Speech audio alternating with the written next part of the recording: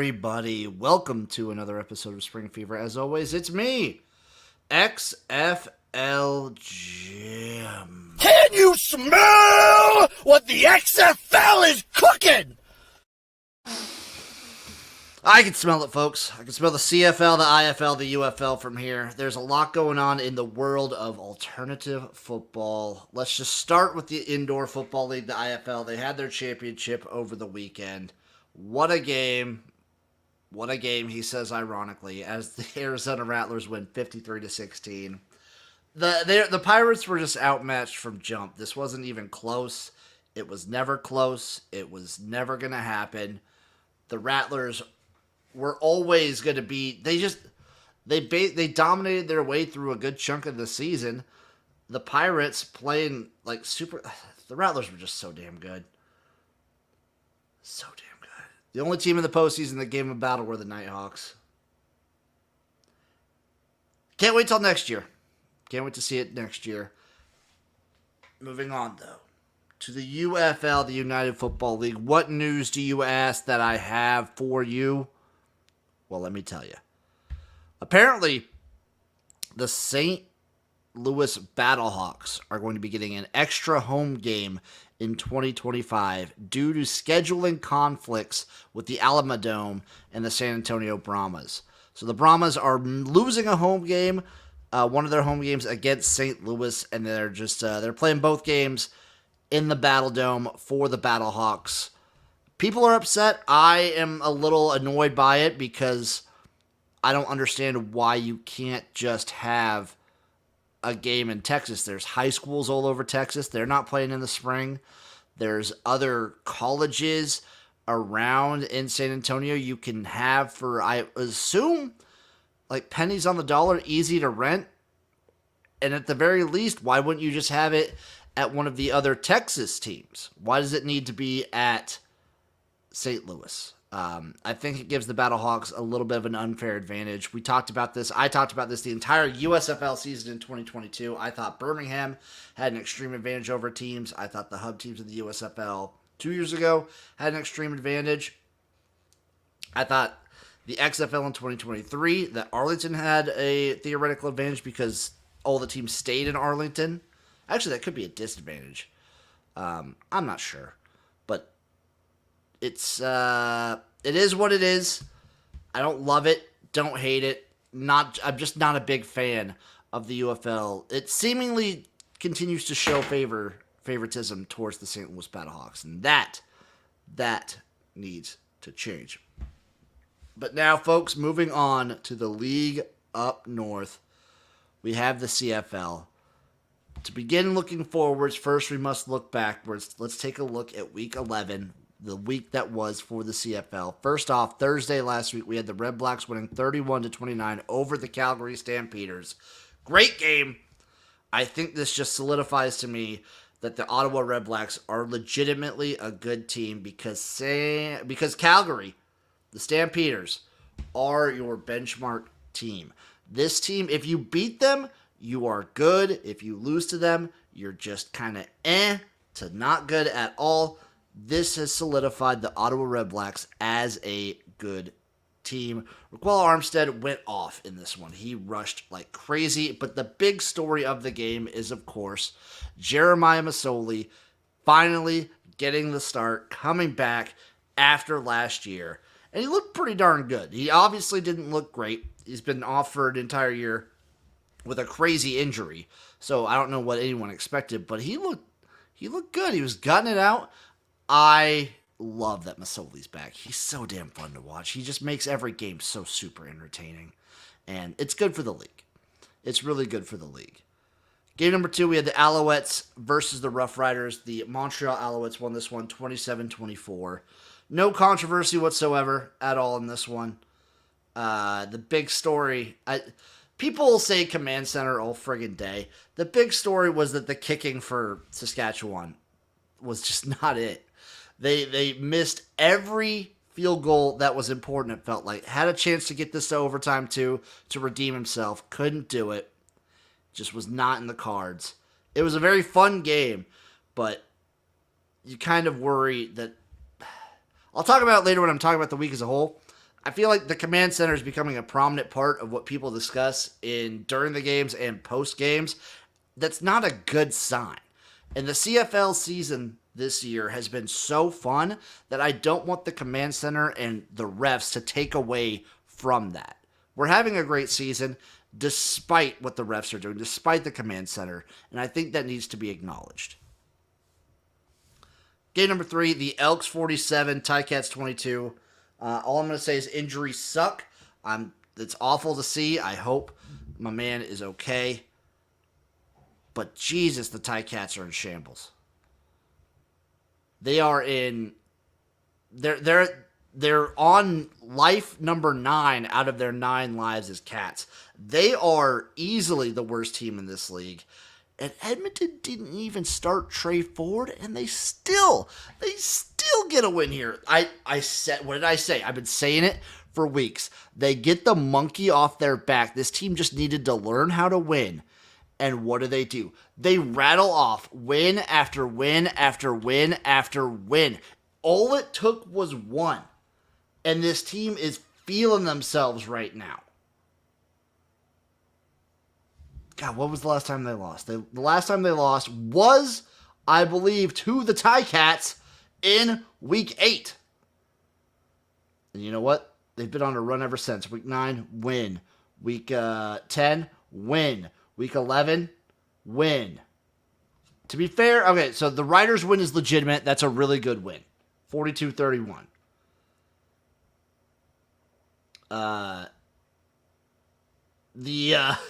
The BC win, BC's been on their slump in that stretch. BC, by the way, hasn't won a game since Week 7.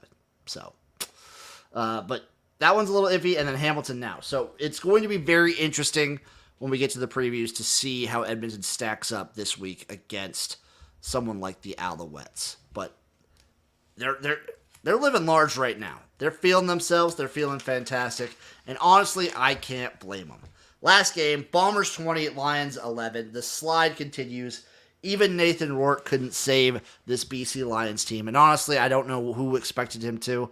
He's coming in after basically playing NFL-style football for the last 3 years. And they expect him to barely a week of training camp. Get in there, boy, and just win us the game. He looked, I expect that to clean up in a few weeks. Give him some time. He will be back to old Nathan Rourke before you know it. And Bombers. Like, the story for the Bombers is they're solid. They're just rock solid right now, playing great defense and just good enough offense. They are legitimately coming into themselves right now. And that's something that's very, very fun to look to the future for. Takeaways just for the week as a whole. This has kind of been the culmination of BC's fall from grace. They have a bunch of people go to the games, but they've been on a crazy losing streak. And honestly, it doesn't really matter because the standings are, I think they're still all right. They're still in second place just because the West is a blender right now. So right the ship, but you're still in it. And Ticats very much on the bottom, very much solidly the worst team. Blah blah blah blah blah blah. Hamilton Tiger Cats. Bombers finding their footing. They're just they're solid. They're rock friggin' solid. Those Winnipeg Blue Bombers.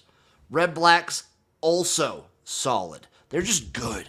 The Red Blacks are just legitimately good. And you know what? I'm not afraid to say it. And neither, you shouldn't be afraid either. The Red Blacks are good. Tell your kids. Tell your kids right now. Also, what the hell, Command Center and the West is a bloodbath. The West in the CFL, the Western Division, is an absolute blender right now. And this is going to be an exciting second half of the 2024 CFL season. Right now, my power rankings are thus. I lay them out before you. At number 9, it's the Hamilton Tiger Cats for obvious reasons. I don't think anyone has any other team but Hamilton sitting right here. At number 8, I'm actually going to put BC because they have looked legitimately bad in a lot of these games. I expect them to have a very quick bounce back to the top of the list, but for now, they have to sit here. Calgary's up next. the benchmark team. Every team I would put above Calgary, I would call a good team. Every team below them right now, I would call legitimately bad. Right above Calgary, we have the Toronto Argonauts, still finding themselves, but I still have them as a good team. Their defense has been solid, and they have weapons. And we'll see how they look now that Chad Kelly is back in the lineup. Up next, it's the Winnipeg Blue Bombers. Like I said, rock solid, feeling themselves. Great defense. Then we have the Saskatchewan Roughriders. Still a good defense, waning in the last couple weeks. And they need to get some more solid wins under their belt. They're kind of having their Saskatchewan mid-season collapse before they pick it up at the end of the season. Then we have the Edmonton Elks on an absolute tear right now. Yes, it's against a bad competition, but I don't care. They're looking legitimately good. Then it's the Ottawa Redblacks at 2, legitimately good, capital G good. And then Montreal sits atop the throne. Honestly, for the power rankings, it really doesn't matter. You just put Montreal at 1, Hamilton at the bottom, and do almost anything you want in the middle. It really doesn't matter this year.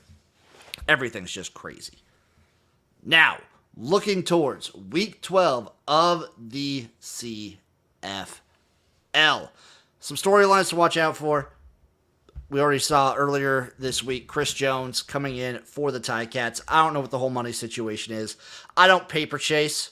I don't understand what's going on with the financial situations in Hamilton, but from what I've read and from what I can understand with my limited brain, it seems a little unfair. I mean, they're a high market team that can kind of afford to get the guy. He's getting paid by Edmonton still, so it's weird.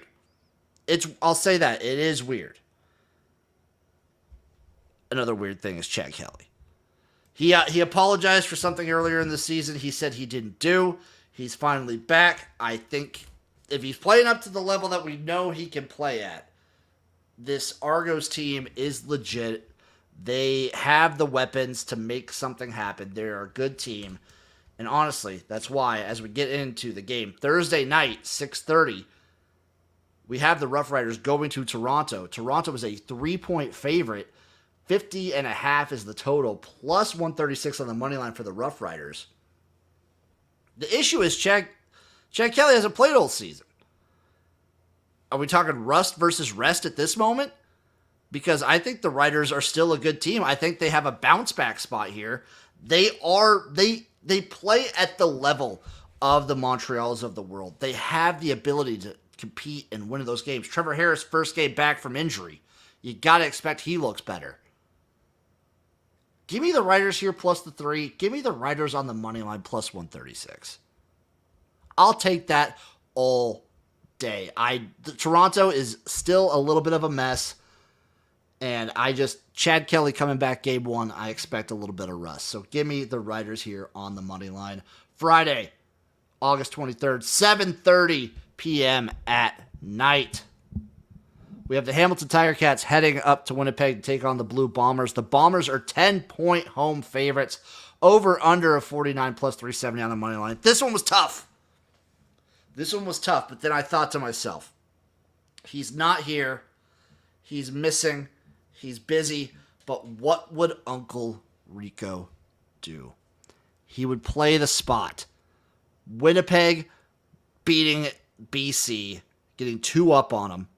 And Hamilton looking absolutely distraught against the Elks. And now Hamilton, I would love this more if the Ticats were at home, but I'm going to take the Ticats plus the 10. Don't overthink it. Hamilton plus 10. Saturday, August 24th, we have the BC Lions versus the Ottawa Redblacks. The Lions are 1-point road favorites, over under 50, plus 100 on the money line for the Redblacks.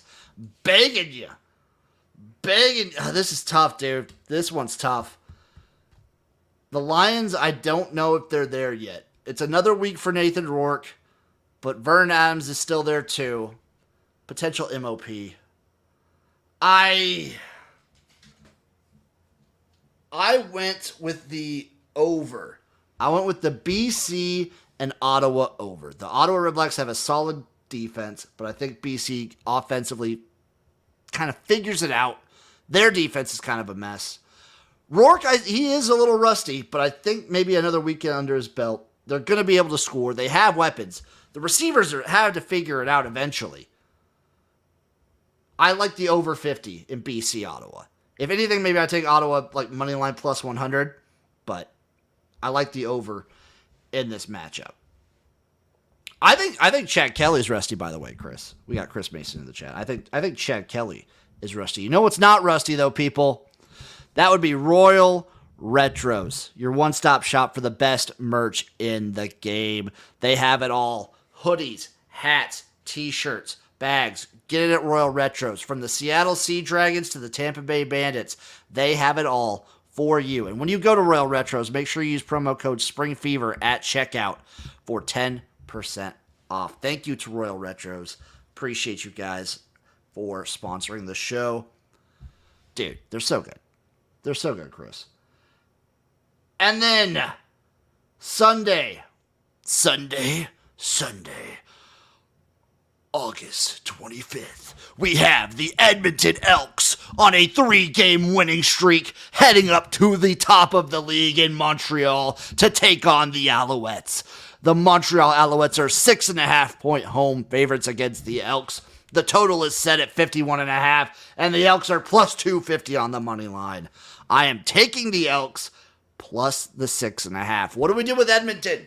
This is like, I get they're on a winning streak. I understand. But we take them to cover against these teams like Montreal. I don't care if Edmonton had lost these last 3 games. I would still be taking the Elks here plus 6.5. I love this spot. Both teams winning. Edmonton dominating. Montreal winning extremely close. An extremely close win, almost overtime against Saskatchewan. Give me the Elks here plus the 6.5. Give it to me. Potential game of the week incoming on Sunday. Be ready for that.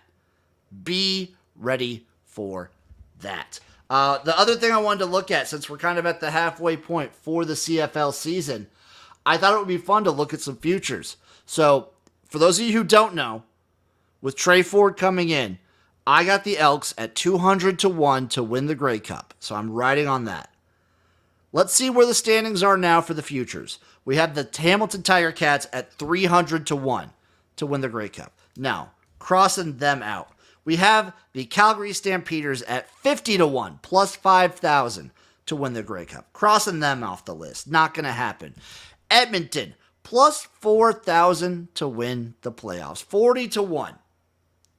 If you listen to me, maybe 3 weeks ago, you got him at a nice cool 200-1. I'm not taking him at 40-1. Can't get on that right now. The Ottawa Red Blacks at plus 950. Intriguing, but no. I just don't like the way they've played against the top level. They're a good, capital G good, but they haven't done it consistently against the top levels of the CFL. We have the Saskatchewan Roughriders at plus 650. I'm going to star that one. That's a maybe. If it drops to 800, I'll take the Riders. They're right there. The defense is playing at a level that keeps this team in almost every game. If they get healthy, if Trevor Harris gets back like 100%, this team is a legitimate force. And at plus 650, I don't hate it. Toronto Argonauts plus 600. Wait and see, because I don't think the odds change that much after this week. So wait and see how Chad Kelly looks. I'm going to put a question mark next to the Argos. I'm not loving it. Wait and see. The Winnipeg Blue Bombers at plus 550. I'll put another star next to them because they will be getting players back over the next like 6 weeks. They've been banged up like crazy. And I believe their players will be coming back. The defense has played at such a good level. The Bombers are looking so good. I might take them at plus 550. The Lions at 300 can't, because it's not just the quarterback situation for the BC Lions. Their defense hasn't been good. Their receivers have been dropping the ball. It's seemingly like a top-down, like clusterfuck of a situation in BC that I can't get behind them. And then the Montreal Alouettes at plus 195. Too bad of a number. Cross them off. So the futures I'm looking at for the second half of the season, I already took the Edmonton Elks plus 200. I'm going to brag about that all day. Sorry, 200-1. I already took them there. I like the Riders at plus 650. I like the Bombers at plus 550. And then maybe wait and see after this week for the Toronto Argonauts at plus 650. Now it's time for the hardest part for me without Uncle Rico here. It is creating a DraftKings lineup for you this week. Let's take a look, shall we? Let's take a look, starting with the quarterback situation. Poor Trey Ford. Poor Trey Ford. He's still out. We're going to get McLeod Bethel Thompson in there. The issue is it's against Montreal. And I don't love taking that. Wolfman at large chiming in. The CFL has been crazy this year. The CFL has been one of the most entertaining football products of all time this year. It's been so good. The issue with McLeod Bethel Thompson in the DraftKings lineup is that you're up against Montreal, so you're in a really tough situation here. I almost...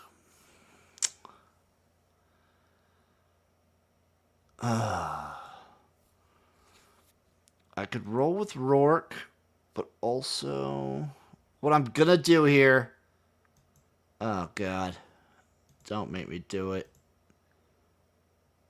You know what? He's cheap. He's 8,400. Let's do Trevor Harris. Let's do Trevor Harris. It's either Trevor Harris... Oh, Chad Kelly. Chris Mason wants me to do the Chad. We're going to do Trevor Harris. The other option, he's coming back off an injury, though, but the Elks defense is garbage. Cody Fajardo. They probably keep Davis Alexander in is the issue. I'm going to go with Trevor Harris.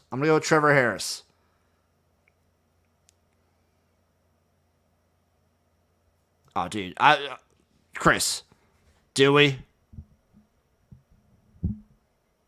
How expensive is he? Oh, he's 6,500. You know what? We're going to do it. He gives you so much option. Fuck, we're going to go scumbag Chad Kelly. Let's do it. Scumbag Chad Kelly coming in hot. We're going to go Chad Kelly. I'm going to go Walter Fletcher to run all over the Edmonton Elks. I feel like we need to pair someone up with Chad Kelly. Let's get Janarian Grant. Let's do Janarian Grant, and then we will also get... I don't want to touch any fucking BC. We'll go Hardy here. We'll go...